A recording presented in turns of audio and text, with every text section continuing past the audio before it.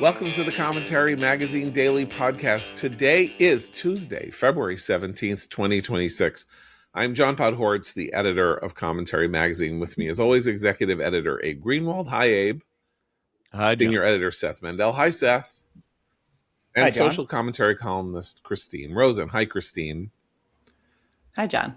So, very quickly, we wanted to pay tribute to the passing of, I guess you don't pay tribute to somebody's passing. We wanted to commemorate the passing of Robert Duvall at the age of 95. If you've read through any of the obituaries or tributes that have been paid to him over the last 18 or 20 hours, it is really mind-boggling the degree to which Robert Duvall, maybe more than any other film staple from the 1960s onward, was in great movies, great movie after great movie after great movie, 10, 15, something like that, maybe even 20. He made 140 movies that you could watch today and think are, either masterpieces or real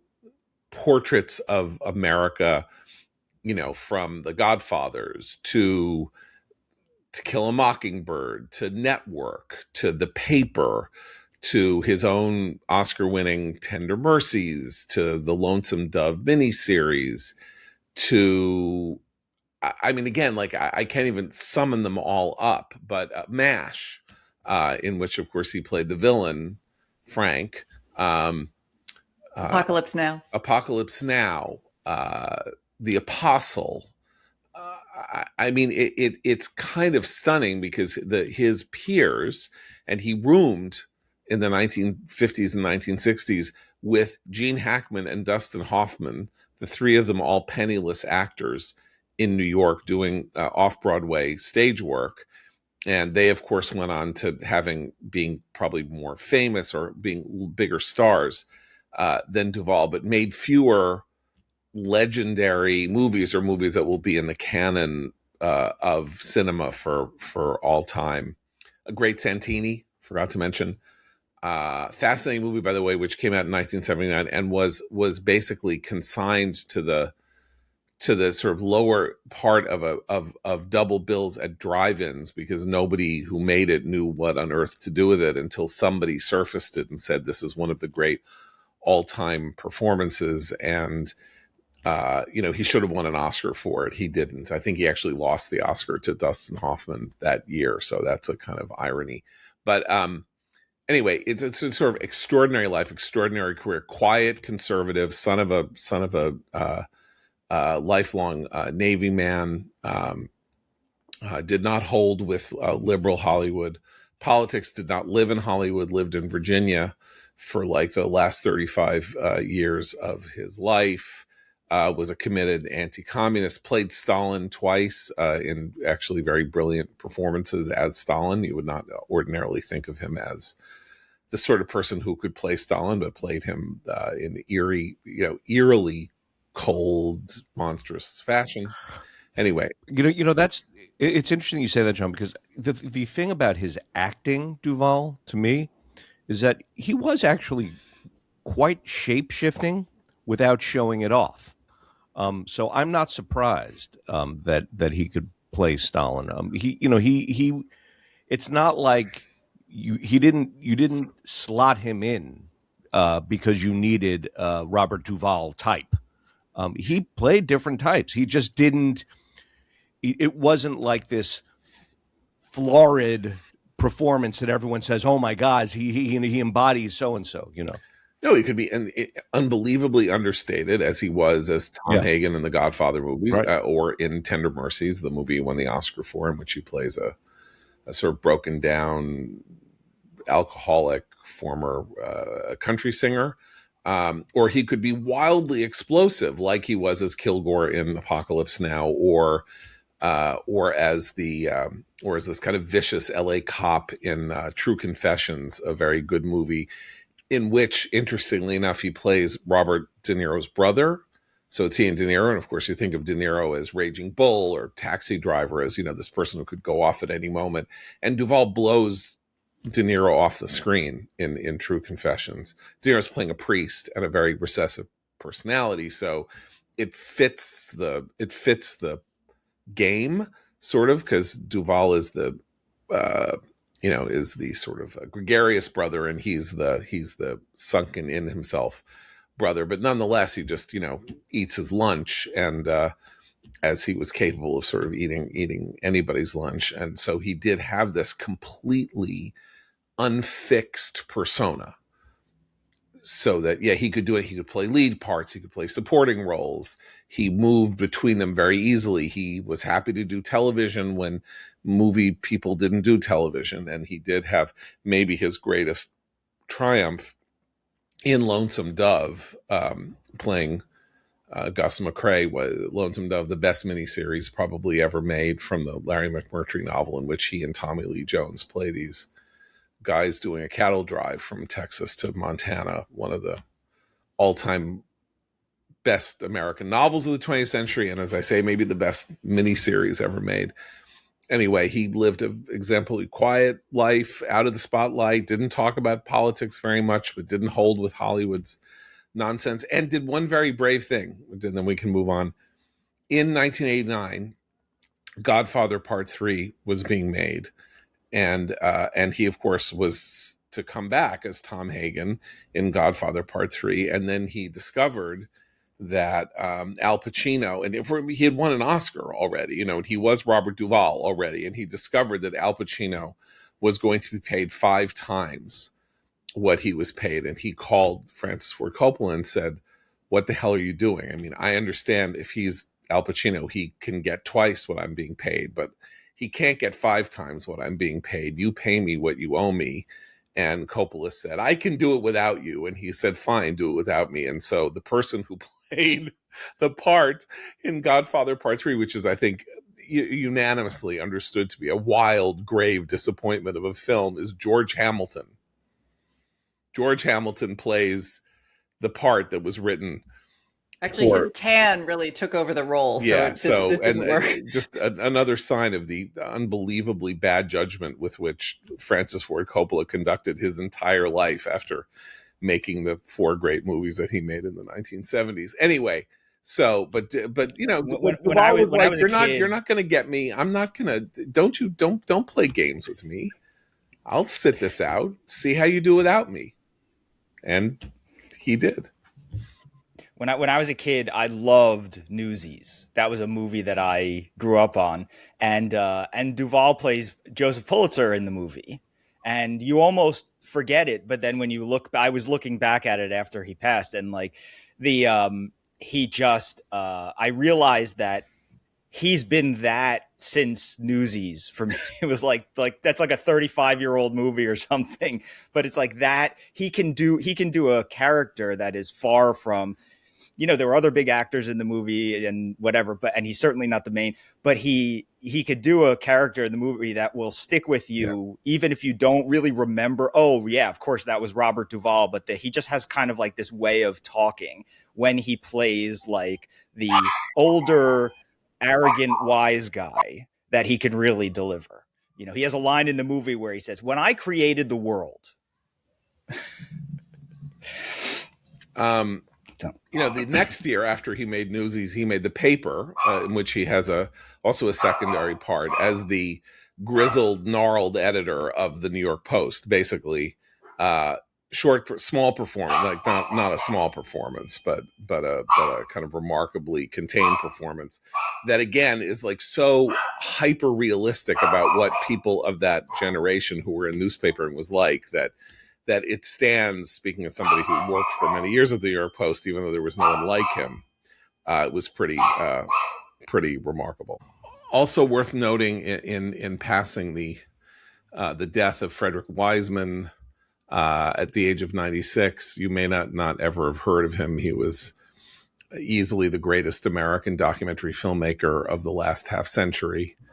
Made these unbelievably realistic accounts of institutions and the experience of going to them, having to deal with them, working in them, being a patron of them, high school welfare, which is about a welfare office, made one about the Paris Ballet.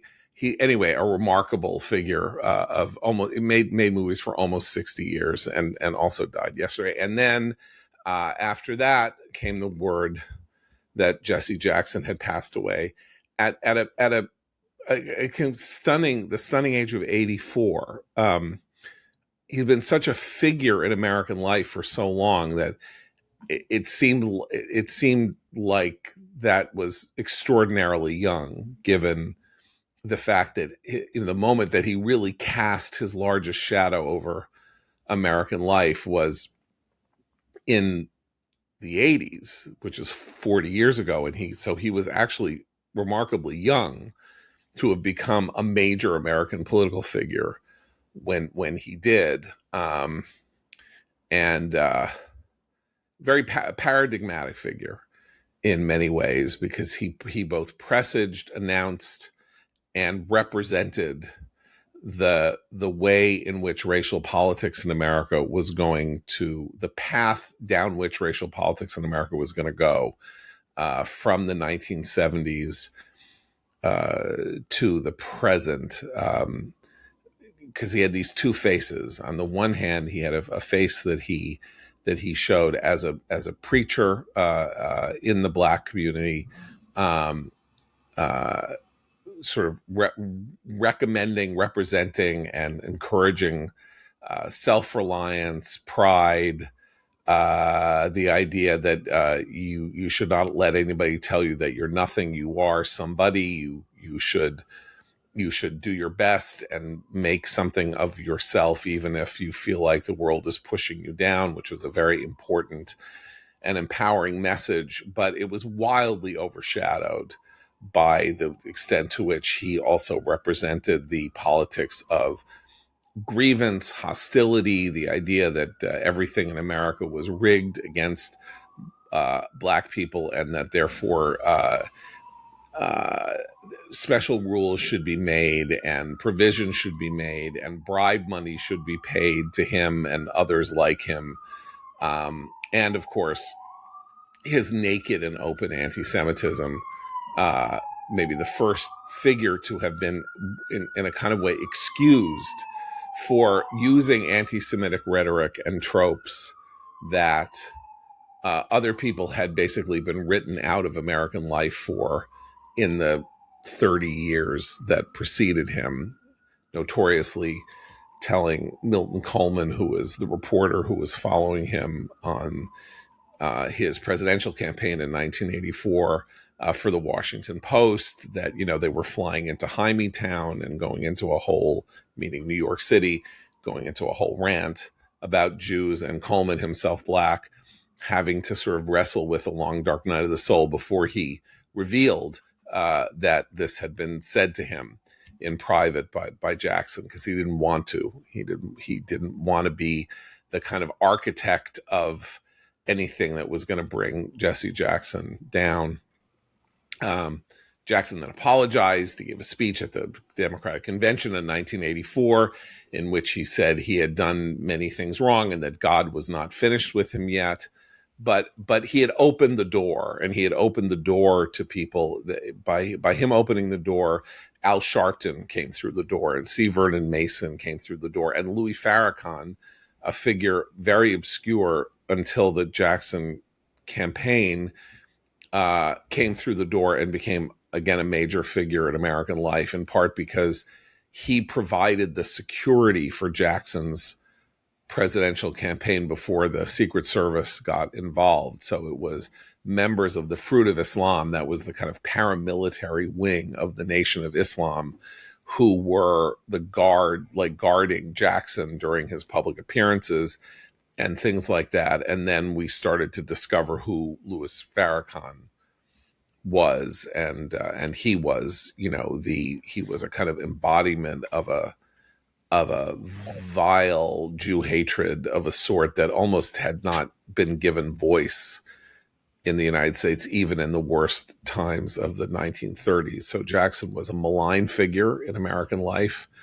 in many ways, certainly in the fact that he made the Black community safe for open anti-Semitism. We saw just this week Spike Lee showing up at the NBA All-Star game, where there was an Israeli citizen was playing in the games, wearing an outfit meant to evoke, a Palestinian martyrdom. Spike Lee, also kind of like a creation of the Jesse Jackson world, and also a early vocal or person who culturally represented anti-Semitism, particularly in some vile caricatures in movies like Mo Better Blues and others, all of which Malcolm X was Spike Lee's also. That's right. But it's specifically the characters of Joe and Josh Flatbush and Mo Better Blues, which represent the lowest point in American anti-Semitic caricature on film. There's never been anything like it before or since. And again, all of this kind of made safe by Jackson moving the Overton window in that way. I just want to say it's a particularly disgusting thing that he did with his connection to the legacy of Martin Luther King too, because he liked to talk about himself as a King associate or protege, and then to go on and be the trailblazer for a new era of Black anti-Semitism, anti-Zionism is extraordinary and disgusting. And the history of his Rainbow Push Coalition is also tells a broader tale about the challenges of a lot of Black civil rights organizations in the late 20th century as they move into the 21st century, because that organization started out trying to, picketing businesses that wouldn't hire Black workers and really trying to emphasize the need for job growth among the Black community. I mean, a very basic issue, very necessary issue. And where it ended up was him saying they were going to pay for, the false rape accuser in the Duke lacrosse case, and him grandstanding in television and saying Michael Brown's shooting was completely about racism, which even the Obama Justice Department eventually pointed out it was a justifiable shooting by police officers. So the trajectory of these groups, and I think we've seen a similar but more compressed path for Black Lives Matter. Just there was a fair amount of corruption and questionable financial dealings with the Push Coalition in its later years. And I just wonder if there's some sort of built-in problem with grift. Whenever you form an organization that's fighting for social justice, what kind of people are attracted to that, both as leadership and as infrastructure, that they often follow that path. And I think his movement was an example of some of that, unfortunately, because at the beginning, it really did have a mission that I think was necessary and quite important to the Black community at the time.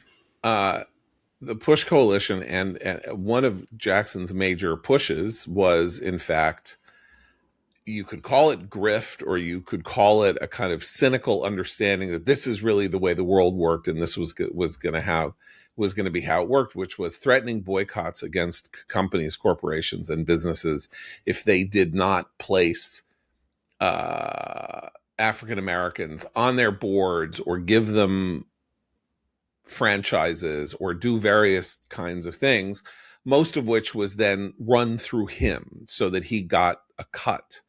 And this is like Coca-Cola bottling plants and positions on boards of corporations and things like that. You could look at that and say, well, it's only fair. Black people weren't getting enough of these high-level corporate jobs and things like that. And again, he opened a door that seemed to have been closed. But so much of it seemed to be about the grant money, right, but it started out as an outgrowth of Operation Breadbasket. Right. It actually started out as MLK, as an outgrowth of this actually useful, necessary effort to hire within the local Black community to keep Black people employed in businesses in their community. I mean, it actually, I just want to emphasize that Operation Breadbasket under King was a useful organization, and it did at the beginning, I think the coalition tried to mimic that, but it didn't last, Well, as you say. It started looking at corporate jobs. So in things that I think now would probably be found unconstitutional if they were brought to the Supreme Court, the revision of the Civil Rights Act in 1991 enshrined the policy of the minority set aside. That was that you could have businesses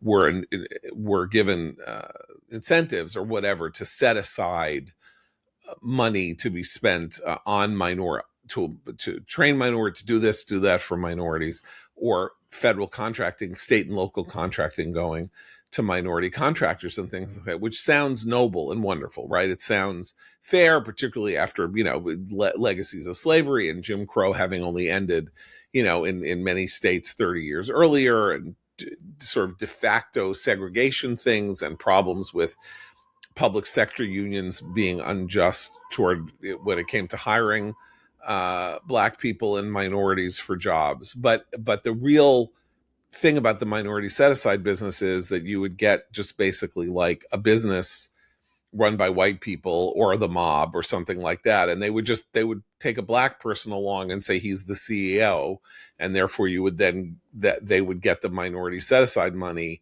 but it employed nobody except the person who was the front guy. And that happened ritualistically over and over and over and over again. And that was part of, how Jackson functioned. Like, it was, again, I think a highly cynical understanding of how the world works that he was right about, in the sense that it worked for him and it worked for the people who were enriched by it. And it did absolutely nothing to empower the community that it was supposed to empower. So his legacy is incredibly mixed. And I guess we should probably we should mention, since you brought up Martin Luther King Jr., he was one of his young aides. He was at the Lorraine Hotel the morning that King was shot and killed in Memphis in 1968.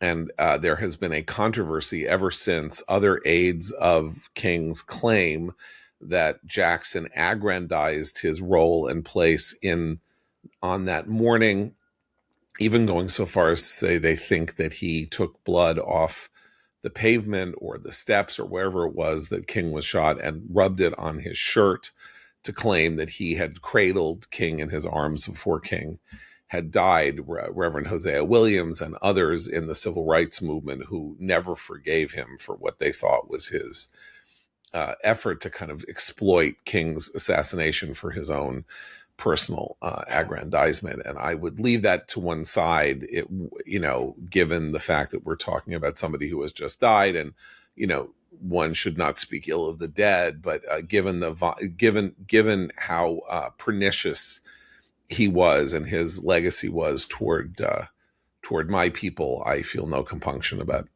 mentioning it in this moment of his passing. Does anybody want to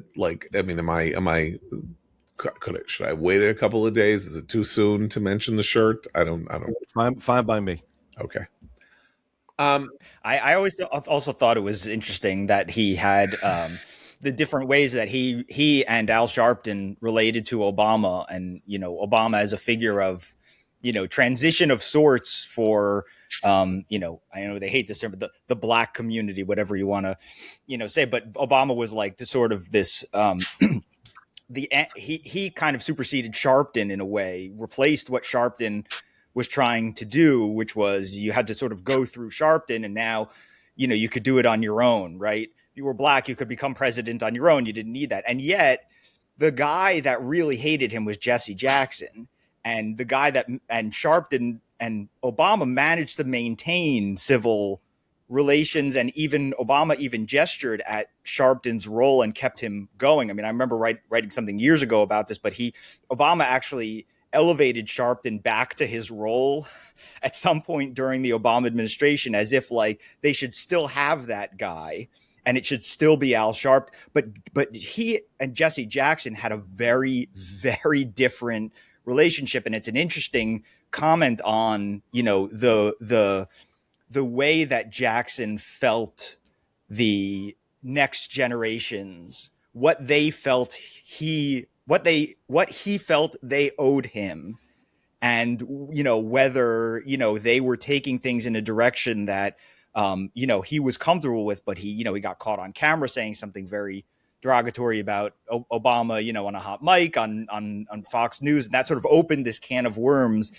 But what he was saying was basically like, he doesn't pay proper, he doesn't appreciate, he doesn't salute those whose shoulders he's standing on. That was how Jesse Jackson saw it, and Sharpton saw it in a very different way, and in a way that actually he could maximize his self-interest in his position, and he wouldn't be left behind. But Jackson really seemed like there was either a world in which Jesse Jackson towered over politics, or there was a world in which Barack Obama could run for president, and there couldn't be both. Well, that he eclipsed him in a way that he didn't Sharpton or. Right. Well, the other thing about Jackson and his during the Obama years was that his son was a congressman from Chicago and was convicted of corruption and served 3 years in jail. That started in the case against Jesse Jackson Jr. started in the first Obama term. And so the idea that Obama needed to maintain his distance from the Jackson family was not just, I think, him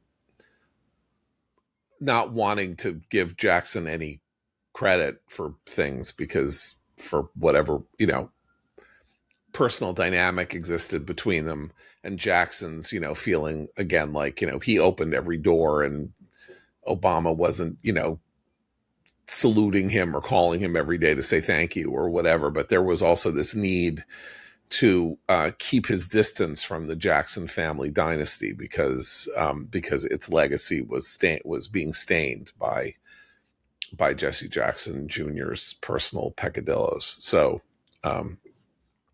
there was that too, like a complicated thing, and Sharpton, as it turned out, in some ways was more easily bought off. And of course himself shifted his game, when he went into media. So he was, and also Sharpton understood that he couldn't play the incendiary guy with the match who would set you on fire with Obama, that Obama was more popular than he was in the Black community and he needed to tread carefully, not blame Obama for Michael Brown, not blame Obama when there was one of those cases where he becomes the family spokesman, even though he was also on MSNBC at the time, but he left Obama out of it. He did not, say this is the president's fault or this is the Justice Department's fault, also because Eric Holder was running the Justice Department. So Sharpton was more Machiavellian in that sense as he moved on and knew where to go and where not to go. And Jackson was much more prideful in the sense that he wanted credit, he wanted honors, he wanted to be paid obeisance to. And part of the lasting legacy of his anti-Semitic record was, it would be interesting to see where this goes this week and how much stress there is put on that this week and what people say about him this week as we go forward, but meant that he had to be held at a certain distance and reserve, even though he was until obviously by leagues the most successful minority candidate in American history up to that point. I mean, he got tens of millions. I can't even remember, the story of him in 84 was a story of a pretty successful insurgent candidacy at a time when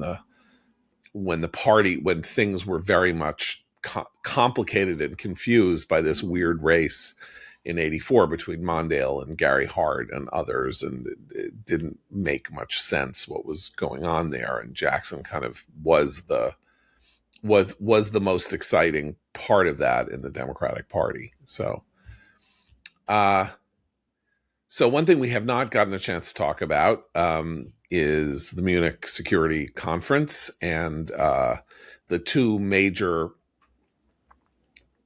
participants in the Munich Security Conference, as the news has it, one of them being Alexandria Ocasio-Cortez in her sort of maiden performance on the world stage, speaking about world affairs, and the other being Secretary of State Marco Rubio's speech to the Munich Security Conference. Very quickly about Ocasio-Cortez.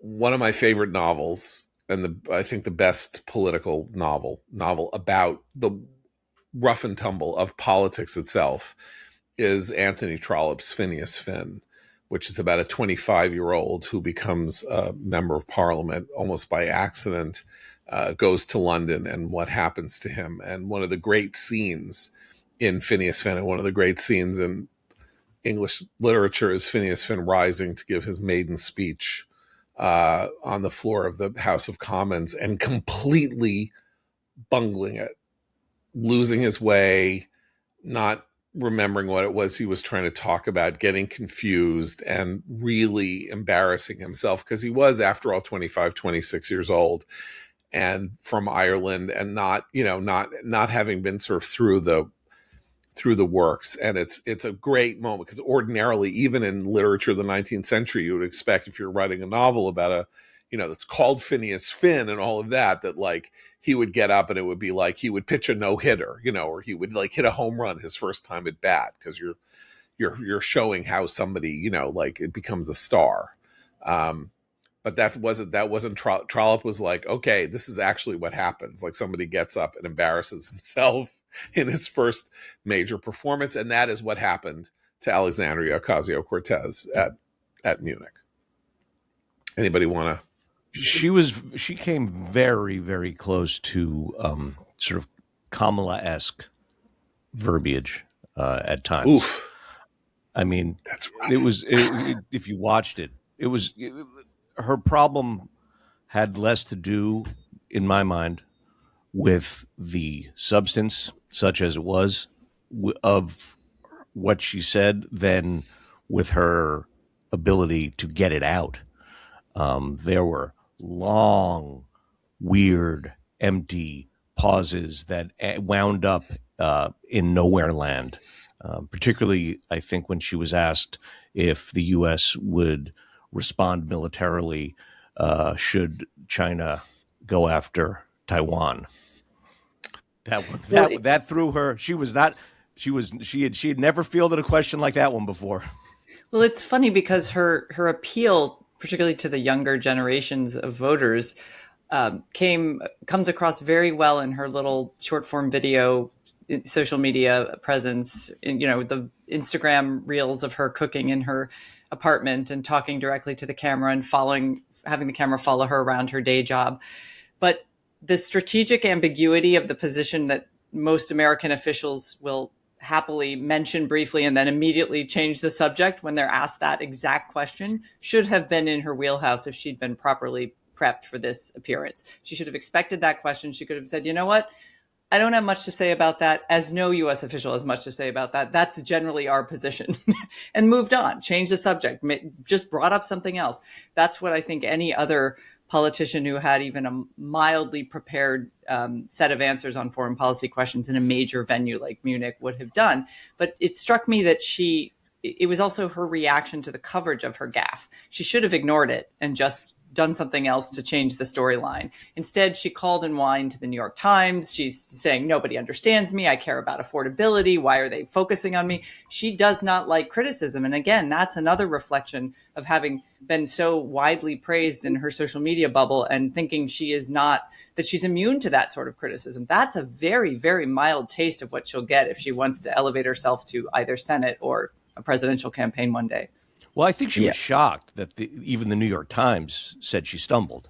Exactly. That she didn't expect that. They were supposed to be friendlier to her than that. I mean, the thing is, she shows up to this, to Munich National Security Conference with her domestic bag of tricks, with her usual go-to arrows in that same old democratic socialist quiver. Completely unprepared to talk about international relations. I mean, what the only ideas that she like managed to get to were that the West has been mean to the global South, and when asked if Donald Trump's presidency, I'm paraphrasing, would have a lasting impact on a negative impact on the rules-based order, she questioned whether there ever was really a rules-based order because we've been so unfair to other countries and to the global And South. she does not know where the equator is located. We That's did right. learn that. That's right. Okay, that's part of what I think that what Christine and Abe saying, like, she, the New York Times saying that she stumbled and surprising and all that.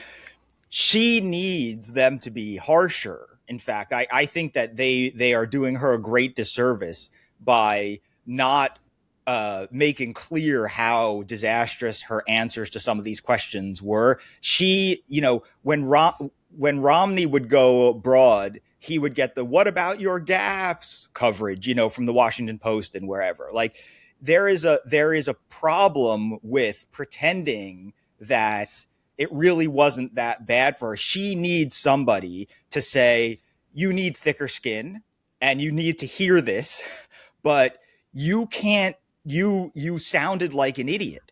And I think that one of the things that she didn't really understand was that in Europe, foreign policy is a much bigger part of being a good left winger of the type that she is than it is in America. Bernie Sanders can talk for great lengths of time without talking about foreign policy and just covering the domestic stuff. And AOC is in that model.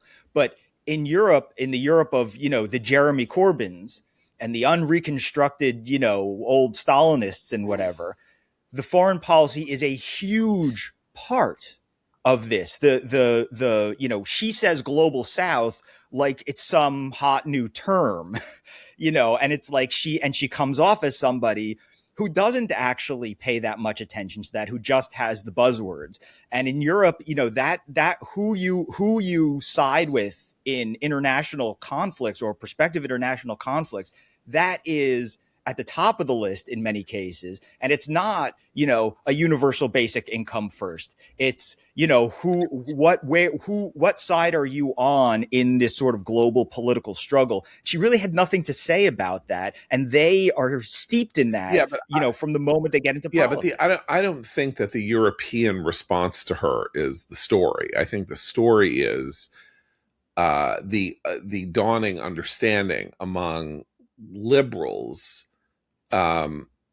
in the United States that they have a problem because the standard bearers for the future of the Democratic Party are a bunch of illiterate idiots. And this was a moment at which she could have had somebody write a coherent speech for her that represented leftist orthodoxy, but was literate and sort of thoroughgoing and all of that, and even Corbyn-esque, but that was formidable in some fashion or other. If she was going to do this at all, which was elective, and instead she embarrassed herself by being amateurish, ignorant, sounding stupid, and is a major potential candidate for 2028. And I think she scared the bejesus out of American Democrats who are desirous of seizing back the reins of power, and having been through Kamalaism, are aware that they're going to have to make a better showing when they have to talk about important issues than the last Democratic nominee for president was able to do. So, and then you have what's more important is the contrast, between her and Marco Rubio, giving what is the most important foreign policy speech given by an American in several decades. That's in part because, I mean, certainly by a figure on the right in several decades. That's in part because people don't make speeches like the speech that he made in Munich. It used to be a thing that was conventional that the Secretary of State would go somewhere and make a major speech on his vision for American foreign policy. And not only because that didn't happen during Trump, when, you know, the Secretary of State was first Rex Tillerson and then it was Mike Pompeo, and that wasn't their game. But even, you know, Trump, I mean, Hillary was Secretary of State. When did she ever give a major speech? God only knows if she ever. And John Kerry, of course, gave what he probably thought were major speeches that were major in his own mind. What we saw here in Rubio was a genuinely sophisticated attempt, finally in the Trump era, to come up with something that is kind of like a Trump doctrine. Not the Monroe doctrine, but what the United States is about in the 21st century as it surveys the world, and what it stands for, and what it wishes Europe to do in concert with the United States to secure a better future in the 21st century. You know how we always, when we talk about Trump and when he gets into trouble, when he does something unnecessary and unnecessarily explosive and provocative, we always wind up saying, if he could have just formulated it this way, he still could have got across that message without blowing it up over there. This was the thing. This was the actual thing that we always want. It in some sense, it's a wildly improved version of the speech that J.D. Vance gave over in Europe earlier in Trump's second term, getting across the same points without, creating a wound and then pouring salt in it.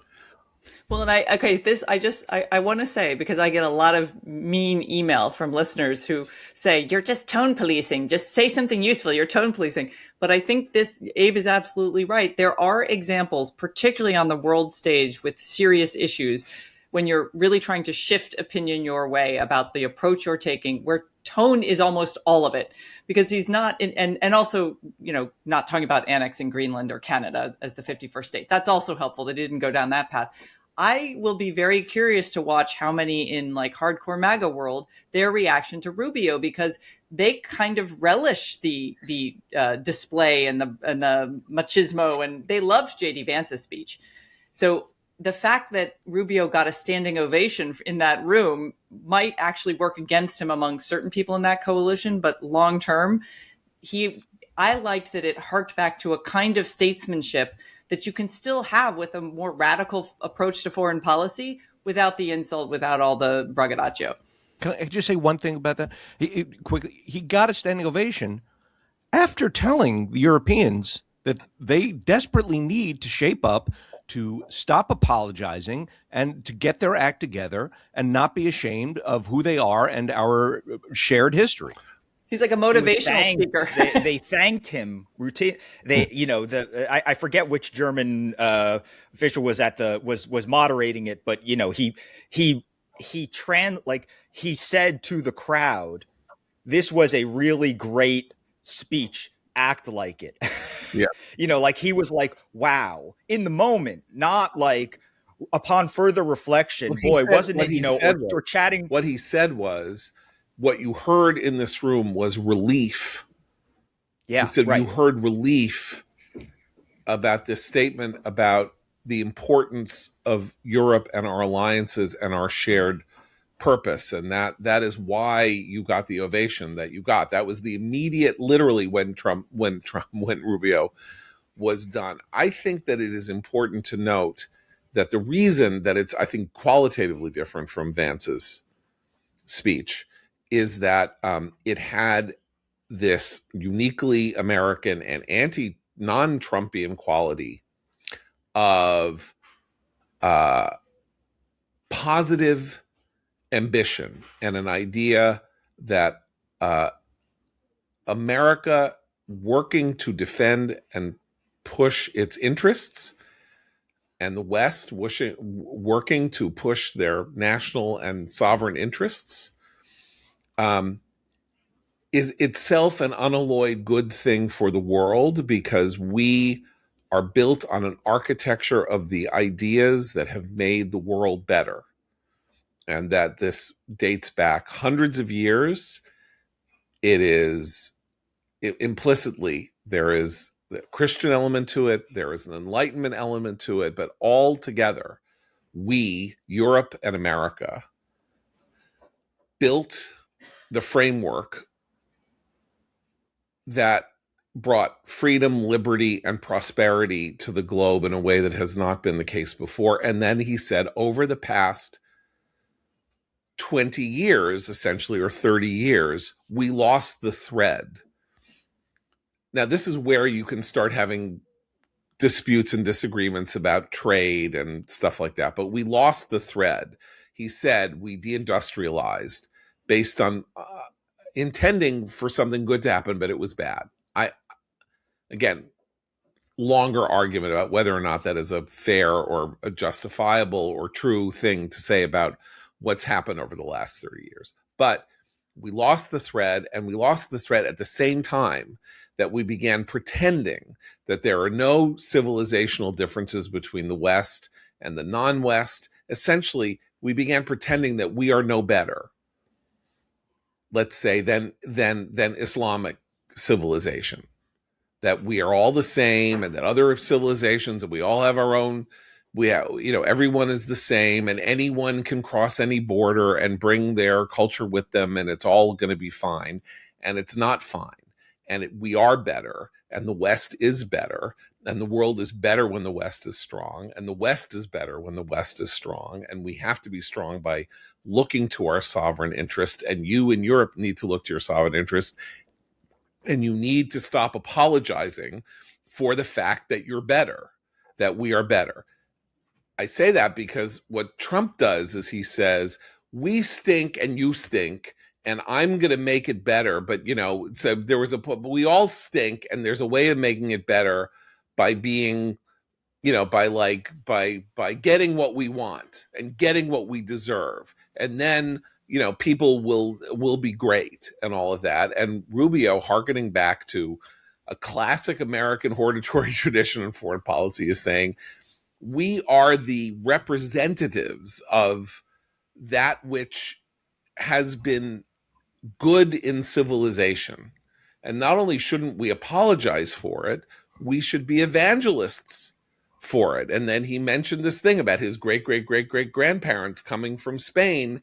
And imagine 250 years later, their son is there's this nation, and there is their descendant who is speaking from this stage in Germany about the future of the West. That is the story of the West. It is a story that no other civilization tells. And I thought it was, there are problems with it. He elided the Ukraine issue by saying only America is seeking to make peace in Ukraine, which I don't want to, and then some trade stuff. But in the largest broad sense, this was the first really creative way that a American figure in the Trump era working for Trump has made a case for America, the West, NATO, and Europe as a civilizational masterpiece that needs to be understood as such, and that needs to feel free to work its will on the world consonant with its values, because if we don't, the bad guys do. Well, that's the key, right? That view, that Western civilization view has enemies. that's what one of the things I took away from Rubio's speech was that was starker, because when Trump talks, I don't think he's just saying we're all terrible and we're just out for our own power and you guys do your thing, we'll do ours. I think he really believes in some version of American power that has an idealistic spin to it. He doesn't speak in that way, but I think he feels like we've been had by protecting the security of all these other countries who don't care enough about their own values to protect themselves. And so when I hear him talk, I think it's more, well, we're going to get ours and you're going to have to deal. We're abandoning you. So Rubio builds a bridge again. Vance is a little separate, and he's part of a longstanding tradition in America too, of isolationism and of, we actually don't care to build a bridge. We want to separate and have a moat, and we'll do our thing and you do yours. And that's always had a minority of support in this country. And I was reassured, if I was thinking about a matchup between those two for a presidential election, those are two very distinct visions of America's power in the world. One recognizes we have civilizational enemies that we must understand and protect ourselves against. The other one says we protect ourselves by withdrawing and isolating. And I think Rubio's vision is actually a more modern approach to the problems we face in the world.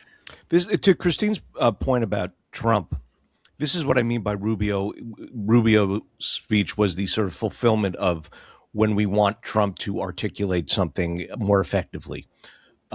Trump goes over there and says, you are all taking the U.S. For a ride. You're free riding on us. It's unfair. You're not being fair to us, and we don't like that. Rubio says, we want you to be stronger because that makes us stronger. Making the same ultimate actual point. You got to step up security-wise.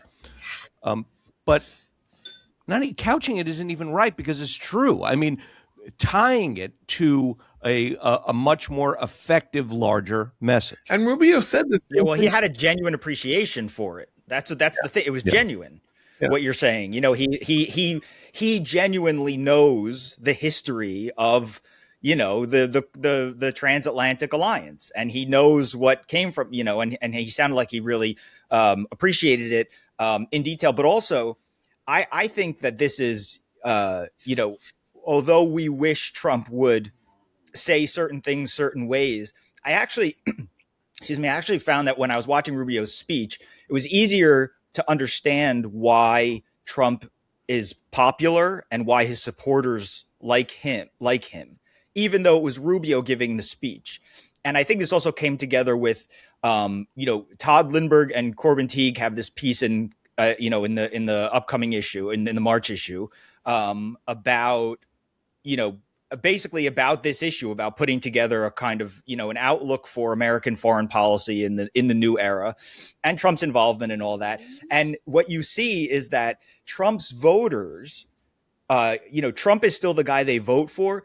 But as Lindbergh and Teague point out, Trump's voters don't want isolationism. Trump's voters don't want, the withdrawal from the world. They don't want a lot of the things that Trump's more vocal supporters try to make his ideology into. They actually, Trump's voters sound like Rubio. When you poll them, when you ask them what they want, they have concerns about trade and industrialization, but they are not Pat Buchanan on trade and industrialization. They're not. They're not anti-free market. They're not anti-Europe or anti-NATO. And as we've said in the past, even the polling has showed a very surprising Republican support for Ukraine, for helping Ukraine, despite, Trump and Vance being in office and all this stuff. And that, I think that was one way to really understand it, which is like, Trump maybe doesn't. That's why Trump doesn't have to give those speeches. That's why Trump never had to survive and to succeed in politics. He never had to sound like that, because for the most part, the people who support him think like that. Again, I think the real difference is that Trump comes at this in a negative frame. Abe ultimately said, you're ripping us off. You're not going to rip us off anymore. And the Chinese aren't going to no one's going to rip us off anymore. We're done being ripped off. That's one way of looking at the world. The other way of looking at the world is we are blessed to have grown up as inheritors of this civilizational tradition. And when we talk it down and act like we're not blessed, we tarnish it. We lose sense of our own worth and our own civilizational self-worth and our own personal worth. And it goes very hard on us, and we even lose our self-confidence in pushing forward the things that are in our own self-interest, like sovereign borders and things like that. If we no longer think that we have a civilization to protect, importing millions of people from, Islamic countries who do not share our understanding of the rights of the individual, the purpose of how society is supposed to work, and all of that.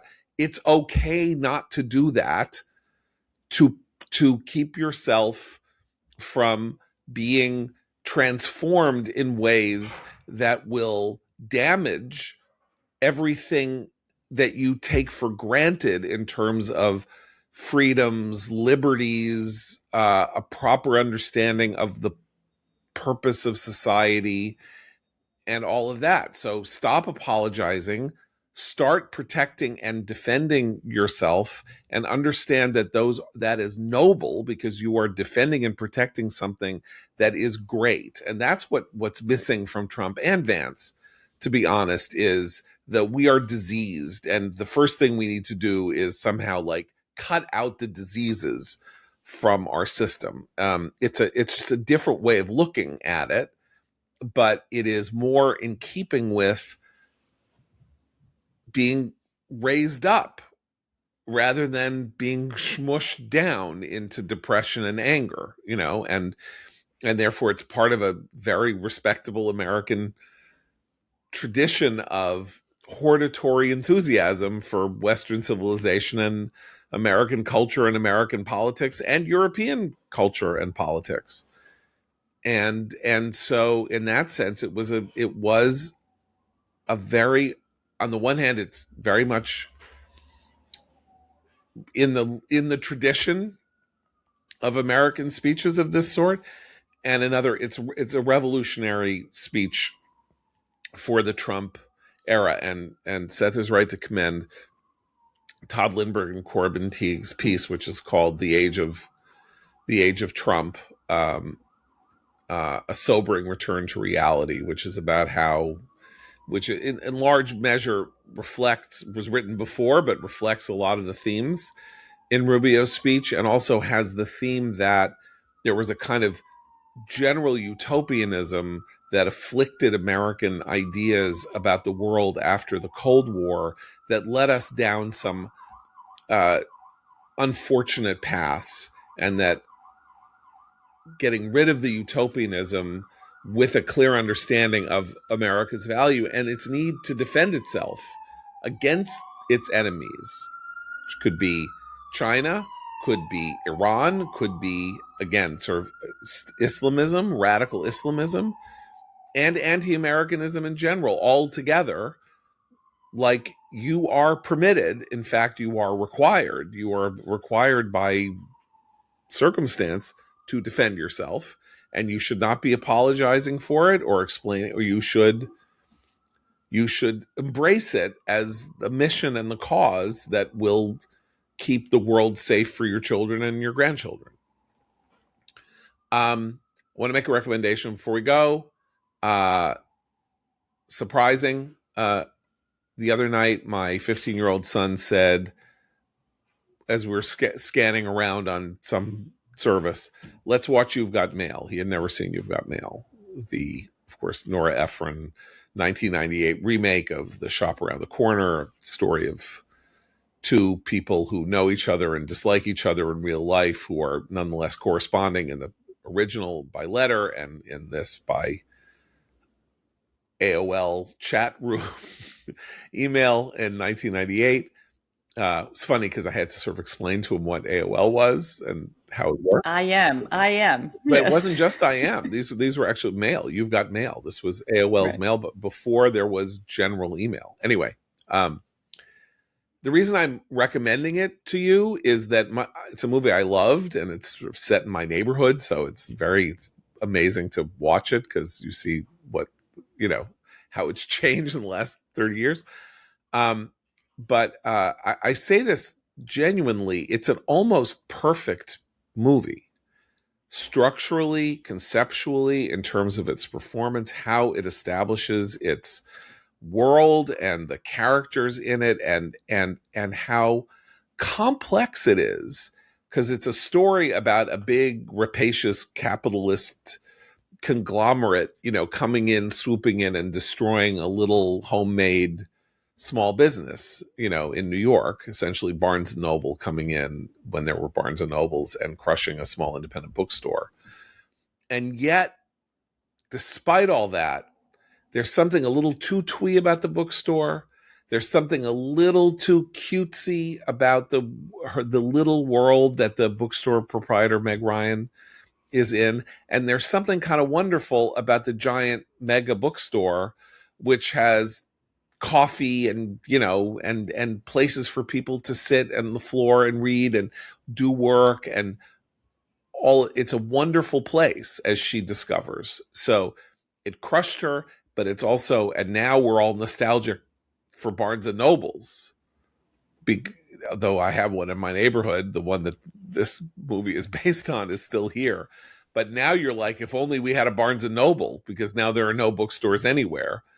And how it gives full balance in a weird way, very surprisingly, to the complicated issues that it raises about these characters and their emotional conflict over the genuine conflict that they have, and yet the fact that they are soulmates and that they've already learned without knowing who each other is that they are soulmates. It's absolutely wonderful. It is wonderful. I commend it to you heartily. It's on Netflix, but I mean, it's all over the place. You can watch it for free, and you've got mail, and it's really worth a revisit. So we'll be back tomorrow. For Abe, Seth, and Christine, I'm John Podhoretz. Keep the candle burning.